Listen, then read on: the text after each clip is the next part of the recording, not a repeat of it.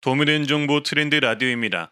바뀌어가는 세상 속에서 어르신들 정책 또한 앞으로 변화가 있을 예정인데요. 오늘은 현재 변화하는 어르신 교통수단 관련 정책 5가지 내용과 앞으로 새로운 정부에서 시행할 정책 15가지를 같이 소개해 보고자 합니다. 앞으로 지자체나 정부가 시행을 논의할 정책들을 정리를 한 것인데요. 아무래도 보시는 어르신들이 끝까지 내용 보시고 정책에 관한 의견을 댓글로 남겨주시면 좋을 듯 합니다. 먼저 바뀌거나 논의되는 어르신 교통수단 5가지 정책을 말씀드릴 텐데요. 첫 번째 정책은 택시비 지원 정책이 있습니다. 택시비 지원 정책은 생소하실 텐데요. 각 지역 지자체에서 개별적으로 시행하는 정책입니다. 하지만 앞으로 점차 시행하는 지자체들이 많아질 예정인데요. 따라서 현재 시행하는 지자체들이 어떻게 어르신 택시비 지원 혜택을 주는지 한번 보시면 좋을 듯 합니다. 제주에서는 만 70세 이상 노인들을 위해 어르신 공공형 행복택시 지원을 합니다. 일회당 최대 7,000원까지 지원을 하며 연간 24회까지 이용할 수 있다고 합니다. 경주는 만 70세 이상에게 택시 기본요금을 40회 지원을 합니다. 기본료 3,300원을 40회를 지원한다는 이야기가 되는데요. 기본료 이상 나오면 택시를 타신 어르신이 3,300원을 빼고 나머지 차익만 내면 된다고 합니다. 따라서 어르신 택시카드가 이런 식으로 나온다고 합니다. 그리고 이 밖에도 충남 서천군의 100원 택시, 신안군의 천사 택시, 경남 의령군의 1,000원 택시, 당진 행복택시 등 다양한 지자체에서 농촌 및 어르신들을 위한 택시 요금 지원 제도도 운영하고 있다고 합니다. 참고해 주시고요. 그리고 두 번째는 버스비를 무료로 해주는 지자체들이 정말 많이 늘고 있는데요. 2022년부터 만 65세 이상 어르신분들에게 교통비 버스비 지원을 해주는 곳들이 점차 늘어나고 있는데요. 어떤 지자체가 버스비 무료 혜택을 주는지 살펴보자면 천안시는 현재 65세 무료 환승카드를 지급을 하고 있습니다. 이 65세 무료 환승카드는 맨 처음 버스를 탈 때 첫 번째 버스비만 결제가 되고 그 뒤로 하루 동안 어떤 버스를 이용하던 간에 무료로 환승이 가능한 카드입니다. 즉 버스를 많이 타도 하루에 1회 비용만 청구되는 카드라고 보시면 되는데요. 혹시 모르셨다면 꼭 발급을 하시길 바라겠고요. 또한 천안시가 충남에 속하기 때문에 충남 만 75세 이상 버스비 무료 혜택을 받으실 수도 있습니다. 모르셨던 분들은 만 75세 이상이시면 충남형 교통카드를 발급받으시길 바라겠습니다. 그리고 이 밖에도 천안시는 올해 4월부터는 어린이 청소년도 버스비 무료가 되었으니까 손자 손녀나 자녀분들에게 알려주시면 좋을 듯 하고요. 창원시는 현재 만 65세 이상 시내버스 무상 요금을 검토를 하고 있습니다. 현재 창원시 시장이 해당 내용을 간부회의에서 논의를 했다고 하는데요. 수도권에서는 지하철이 무료인데 지방에서는 지하철 혜택이 없으니 이러한 혜택을 못 받는다라는 취지의 발언을 한 것으로 나왔습니다. 따라서 점점 무상버스 정책을 시행하기 위해 노력을 하고 있고요. 만약에 만 65세 이상이 당장이 안 되면 75세 이상으로 시행을 했다가 점점 연령을 낮추자라는 이야기도 나왔다고 합니다. 춘천시는 5월 8일부터 만 65세 이상 모든 노인에게 시내버스 무료 탑승 서비스를 시행하기로 했습니다. 한 달에 20번이 무료가 된다고 하고요. 버스 무료 탑승 카드를 발급받으셔야 하는데 주소지 읍면동 사무소에 가시면 받을 수가 있다고 합니다. 대전광역시는 현재 만 65세 이상 어르신에게 교통비를 무료로 해주겠다는 지방선거 공약이 나오고 있는데요. 이렇게 문제가 대두된 만큼 앞으로 시행 가능성이 높아질 듯 합니다. 경기 광명시도 만 65세 이상 어르신들을 대상으로 대중교통비를 지원을 하는데요. 분기별 4만원씩 연간 16만원을 지원을 하며 연 100회 정도 무료로 사용할 수가 있다고 합니다. 따라서 광명시 어르신들은 가까운 농협, 축협에서 GPS 카드를 신규로 발급받고 편의점에서 충전하셔서 이 교통비 지원 카드를 이용하시면 되겠습니다. 화성시도 만 65세 이상이시면 시내 마을버스 이용료를 환급해 줍니다. 농협에서 발급받아서 이용을 하시면 시가 매달 교통비를 정산해 계좌로 이체를 해주는 방식이고요. 연간 한도 156만 6천원까지 쓸 수가 있다고 합니다. 안산시는 현재 만 65세 이상 기초연금 수급자이시면 교통비를 지원하고 있는데요. 올해 말부터 만 65세 이상 어르신 모든 분들에게 이 교통비 지원을 받을 수 있도록 추진할 예정이라고 합니다. 따라서 현재 만 65세 이상 기초연금 수급자이시면 교통비 지원을 신청하셔서 받으시고요. 그 외에 기초연금 수급 대상 어르신이 아니시면 올해 하반기까지 기다려 주셨다가 만약 시행을 한다면 신청을 하시면 되겠습니다. 대박이네요. 그리고 충청남도의 경우 75세 이상 어르신이면 시내버스와 농어촌 버스를 무료로 타실 수가 있으시고요. 장애인 국가유공자도 무료가 되었다고 합니다. 충남형 교통카드를 발급받으시면 되는데요. 주민센터, 즉 동사무소 가셔서 신청하시면 되겠습니다. 그리고 세 번째는 지하철 무료 폐지 및 연령 상향 논란인데요.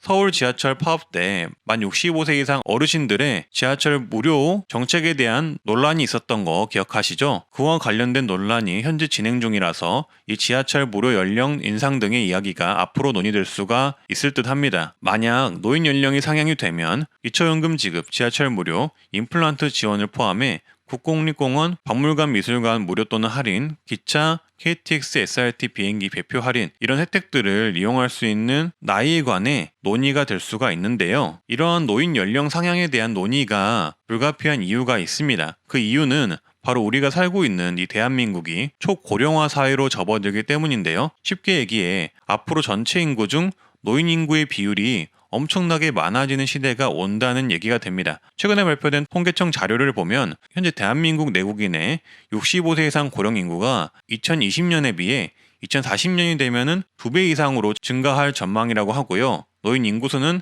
대략 800만 명에서 약 1,700만 명 선으로 늘어난다고 합니다. 가장 가까운 2025년만 하더라도 노인 인구는 이제 1,000만 명이 넘게 되며 그보다 중요한 노인 인구 비율이 20%가 늘어나게 됩니다. 따라서 노인 인구에 따른 부양비가 폭발적으로 늘어나 20년 동안 3배 가까이 부양비가 상승하게 되는데요. 이런 부양비는 국가 차원에서 부담이 될 수밖에 없기 때문에 이 노인 연령에 관한 논의는 앞으로 점차 많아지게 될 수밖에 없다고 봅니다. 그래서 최근에 논란이 되었던 이 지하철 무료 노인 연령 상향 관련 논란에서도 지하철 무임승차를 만 70세 이상으로 연령을 높이자라는 주장들도 나왔었는데요. 앞으로는 이런 이야기가 더 자주 나오게 될 가능성이 높다고 보시면 되겠습니다. 그렇다고 지금 당장 걱정은 안 하셔도 되는 게 바로 시행을 하기에는 논의도 전혀 안 돼 있고 현재 정부도 그리고 앞으로의 차기 정부도 부담감이 있기 때문에 논의가 되더라도 바로 시행하는 것은 어려울 것이라고 보시면 되고요. 만약에 시행을 하게 되더라도 66세, 67세 이렇게 단기적으로 노인 연령을 상향할 가능성이 높기 때문에 너무 큰 걱정은 안 하셔도 되겠습니다. 다만 앞으로는 이렇게 노인 인구의 엄청난 증가 대비 젊은 층의 인구 비율이 엄청 감소하고 있어서 국가 차원에서 노인 연령 상향은 앞으로 고려할 가능성이 높다 정도로 알고 계시면 좋을 듯 하고요. 네 번째는 만 65세 이상 운전 제한과 관련된 소식입니다. 바로 고령 운전자의 조건부 면허 논의를 해야 한다는 논란이 점차 많아지고 있는 건데요. 이유는 고령 운전자 교통사고가 늘어나고 있기 때문입니다. 따라서 경찰청은 앞으로 고령 운전자를 대상으로 조건부 면허 제도를 도입을 추진한다고 하는데요. 내용이 어떤가 하면 고령과 질환으로 안전운전이 어려운 경우 야간 운전, 고속도로 운전을 제한하거나 긴급제동장치, 차로 이탈 방지 등 첨단 안전장치를 부착하는 방향으로 논의가 될 예정이라고 합니다. 또한 운전면허 자격 유지 검사 등이 추가가 될 수 있다고 합니다. 하지만 현재 논의 정도의 단계로 시행하려면 꽤 오랜 시간 걸리지 않을까 싶네요. 근데 개인적인 생각으로는 오히려 어르신들이 차량이 더 필요하다고 생각이 들거든요. 생계를 위한 수단이거나 이동수단, 물건 운반 등의 이유로 차량이 필요한 경우가 많다고 생각이 드는데요. 그래서 무조건 어르신 운전을 제한할 게 아니라 긴급 제동장치, 차로 이탈 방지 등 이런 안전운전 첨단 장치를 나라에서 저렴하게 설치할 수 있게 도와주면 어떨까 싶고요. 거기에 추가로 운전면허 자격 유지 검사 등을 1년에서 2년마다 실시를 해서 어르신들이 안전운전을 하실 수 있게 도우는 방식이면 좋을 듯 싶습니다. 네, 그리고 다섯 번째 어르신 교통수단 관련 정책으로는 운전자 면허 반납 제도가 있습니다. 쉽게 얘기해서 고령 운전자 교통사고를 예방을 하기 위해 운전 은퇴 제도를 도입을 하는 건데요. 요것 또한 각 지자체에서 별도로 운영을 하고 있고요. 내용은 보통 면허를 반납을 하면 5에서 10만 원 정도 교통카드를 지급을 한다고 합니다. 이 제도는 현재 많은 지자체에서 시행을 하고 있는데요. 혹시 운전면허 반납 관련해서 혜택이 필요하신 분들은 거주하시는 곳 주민센터에 운전면허 반납 제도를 우리 지역에서 시행을 하는지 문의를 한번 해보시는 게 좋을 듯 합니다. 그래서 현재 이런 어르신 교통수단 정책들이 많이들 변화를 하고 있는데요. 즉 고령자 운전 조건부 면허, 그리고 지하철 논란, 버스비 지원, 택시비 지원 관련해서 다양한 의견과 정책들이 쏟아지고 있는 상황입니다. 하지만 이런 정책과 논란들의 내용의 핵심은 어르신들에게 적합한 교통정책이 필요하다는 것인데요. 개인적인 생각으로는 중구난방적인 정부와 지자체의 교통 관련 정책들을 모두 없애고 차라리 전국의 만 65세 또는 만 70세 이상 어르신들에게 지하철, 택시, 버스를 모두 이용할 수 있는 교통카드를 월 10만 원까지 지원해주는 게 좋다고 생각합니다. 이렇게 하면 지하철 어르신 무제한 무임승차 문제도 해결이 되고 지하철이 없는 지역 어르신도 버스비, 택시 이용 등으로 혜택을 볼 수 있기 때문이고요. 이동수단이 생긴 고령 운전자분들에게도 다른 이동수단 등의 선택권을 줄 수도 있기 때문입니다. 네, 그리고 다음은 2022년 이후 새로운 정부죠. 윤석열 정부에서 시행하기로 한 어르신 정책 15가지를 모두 모아봤습니다. 일단 어르신분들께 도움될 만한 정책 5가지입니다. 첫 번째는 만 70세 이상 어르신의 장수사진 1회 무료 촬영 정책을 만든다고 합니다. 저소득 독거노인을 위한 정책으로 70세 이상 어르신이면 건강과 장수를 위해 이 장수사진 1회 촬영을 지원해준다고 하는데요. 아마도 촬영비 지원 등이 되지 않을까 싶네요. 네, 그리고 두 번째는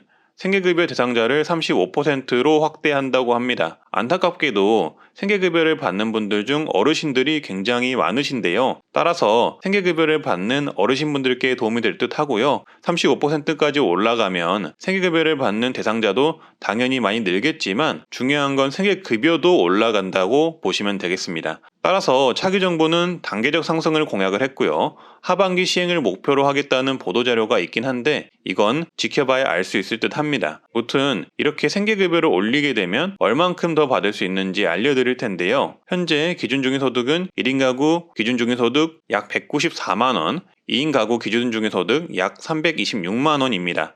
여기서 현재 생계급여 선정 및 급여 기준은 30% 정도로 1인 가구는 약 58만원, 2인 가구는 약 97만 8천원 정도인데요. 만약 생계급여 기준을 35%로 올린다면 1인 가구는 68만원 정도, 2인 가구는 114만원 정도로 올라가게 됩니다. 따라서 생계급여를 최대치로 받을 수 있는 금액은 더 올라간다고 보시면 되고요. 그 인상 금액의 차이는 1인 가구는 9만 7천원 정도, 2인 가구는 16만원 정도로 인상이 될 예정이라고 합니다. 따라서 생계급여를 더 많은 어르신들이 받고 더 많은 금액을 받을 수 있게 되겠죠. 그리고 세 번째 도움될 만한 정책은 수급자 가족 중 근로능력이 없는 가구원이 있는 가구에 월 10만원 개인별로 추가 지급을 한다고 합니다. 따라서 근로능력이 없는 노인 부부께서 생계급여를 받고 계시다면 개인별로 월 10만원씩 부부와 함께 20만원을 추가 지급받을 수 있게 되고요. 추가 지급된 20만원은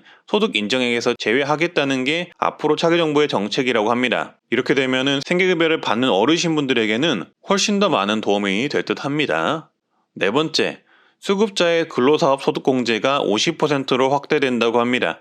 이 또한 많은 어르신들이 해당되는 사항이고요. 현재 일하는 수급자의 근로소득을 30%를 공제를 하고 있는데 5월 이후 차기 정부에서는 50%를 공제하기로 공약을 했습니다.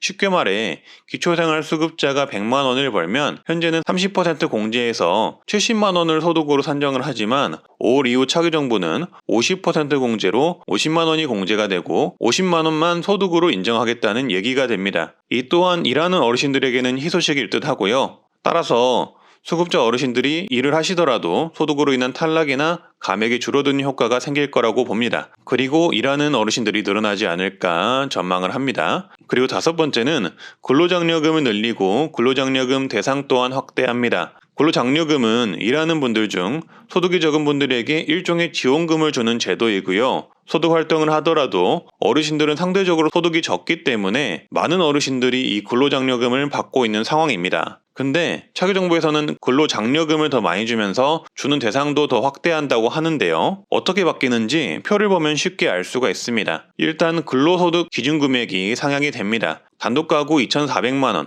헛벌이 가구 3,600만원, 맞벌이 가구 4,320만원으로 확대가 되고요. 이 금액들 이하이시면 근로장려금을 받을 수 있게 된다고 합니다. 현재 기준과 비교해 봤을 때 더 많은 분들이 근로장려금을 받게 될 듯 하고요. 그리고 지급액 또한 상향이 되는데요. 최대 기준으로 단독가구 165만원까지, 부부가구 312만원까지, 맞벌이하고 330만원까지 상향이 됩니다. 지급액이 10%에서 20% 정도로 상향이 되기 때문에 윤석열 정부에서는 더 많은 근로장려금을 받을 수 있게 된다고 생각하시면 되겠습니다. 네, 다음은 직접적인 어르신 공약 8가지입니다. 먼저 첫 번째, 기초연금 1인당 40만 원이 확정이 되었습니다.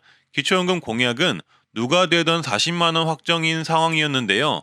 제20대 대통령 당선인의 공약인 만큼 임기 내에 기초연금 40만 원을 지켜질 듯 합니다. 현재 당선인의 공약은 기초연금 1인당 10만 원 증액, 부부 기준으로 따졌을 때 월 16만 원 증액이고요. 단독가구 월 48만 원, 부부가구 월 68만 원이 될 예정입니다. 이 부분은 지켜질 듯 하고요. 앞으로 주목해야 할 건 이재명 후보는 부부감액 폐지 공약도 걸었는데요. 이런 상대편 공약도 수용을 할지 이 부분은 지켜봐야 할 듯 싶습니다. 따라서 이렇게 기초연금 인상을 하게 되면 OECD 국가 중 노인빈곤율이 굉장히 높은 우리나라에 노인빈곤율을 5% 가까이 완화할 수 있게 된다고 합니다. 두 번째는 참전용사 기초연금 사각지대 해소를 위한 실질적 보상대책 마련을 한다고 합니다. 쉽게 말해 참전용사분들이 기초연금을 받을 수 있도록 돕겠다는 건데요. 무조건 모두에게 지급하겠다 이런 내용은 아니고요. 보훈급여금을 기초연금 지급 여부와 관련된 소득 인정액에서 제외를 하겠다고 합니다. 즉, 기초연금 선정을 할 때 보훈급여금은 소득으로 포함시키지 않겠다 이 말로 해석이 되는데요. 그러면 아무래도 기초연금 수급자가 되는데 조금 더 도움이 되겠죠. 그리고 추가로 중복지급 금지 또한 삭제를 한다고 합니다. 세 번째는 당뇨병 환자를 위한 내용인데요. 거의 모든 연령대에 해당이 되고요. 특히 어르신분들이 많이 혜택을 보실 듯 합니다. 당뇨 환자들에게 연속 혈당 측정기 건강보험 지원을 한다고 합니다. 따라서 당뇨병 환자의 비용 부담을 경감시켜준다고 하니 참고해 주시고요. 네 번째는 어르신 골다공증, 우울증 국가 건강검진을 확대를 합니다. 현재 골다공증 무료검진을 만 54세 여성, 만 66세 여성에게 지원을 하고 있는데요. 여기에 추가로 만 60세 여성과 만 72세 여성에게도 골다공증 무료검진을 지원을 한다고 합니다. 그러면 여성분들은 약 4회 정도 골다공증 무료검진을 받을 수 있게 되겠네요. 그리고 우울증 국가검진을 50세 이후 5년 주기로 강화를 한다고 합니다. 그리고 다섯 번째는 퇴직 소득세 폐지를 합니다. 은퇴를 앞두고 계시거나 은퇴 후 다른 일을 하시는 분들이 있으실 텐데요. 앞으로 퇴직금 5천만 원 이하에는 소득세를 부과하지 않는다고 하고요. 약 95%가 이 혜택을 볼 듯합니다. 그리고 여섯 번째는 어르신 건강 증진 여가 활동 프로그램 확충을 한다고 합니다. 어르신 여가를 위해 다양한 프로그램을 마련한다고 하는데요. 국민체육센터에 탁구, 배드민턴 등 시니어 친화형 스포츠 종목 확대, 바둑 체스 등 인지케어 스포츠 노화 방지 프로그램, 작은 영화관, 카페, 취미교실 등 여가 프로그램을 지원을 한다고 합니다. 그리고 일곱 번째 또한 중요한데요. 일곱 번째는 만 65세 이상이시면 대상포진 예방접종을 실시를 한다고 합니다. 지금 현재 상황으로서는 각 지자체가 무료로 해주는 곳도 있고 할인을 해주는 곳도 있고 그런데요. 만약에 이 공약이 실천이 되면 국가적으로 일괄 무료로 실시를 해준다고 하니까 이 부분도 만 65세 이상이시면 참고를 해주시고요. 대상포진 예방접종은 비용이 약 10만 원에서 20만 원 든다고 하니까 이 부분을 아낄 수가 있으시겠네요. 그리고 여덟 번째는 요양 간병 관련 지원이 확대가 된다고 합니다.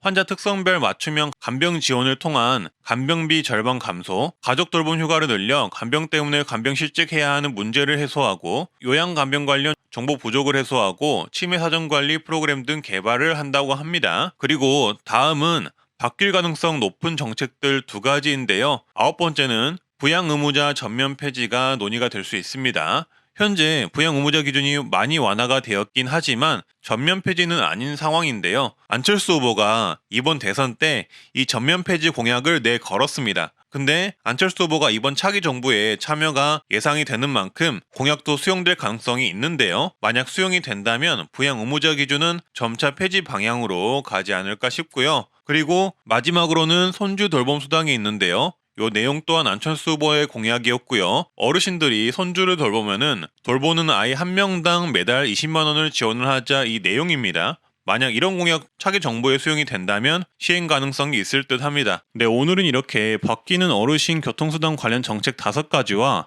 새로운 정부가 들어서면서 생기는 어르신 정책 15가지, 총 20가지를 정리해서 말씀드려 봤는데요. 앞으로 변화하는 정책들이라 어떻게 구체적으로 시행이 될지 어르신들께서 정말 관심 있게 봐주시면 좋을 듯 하고요. 앞으로도 이렇게 어르신분들의 정책과 관련해서 문제를 제기하고 좋은 정보를 전달하는 트렌드 라디오가 되도록 하겠습니다. 구독과 좋아요, 알람 설정해 주시면 감사하겠습니다. 오늘도 건강하시고 행복하시길 바라겠습니다. 감사합니다.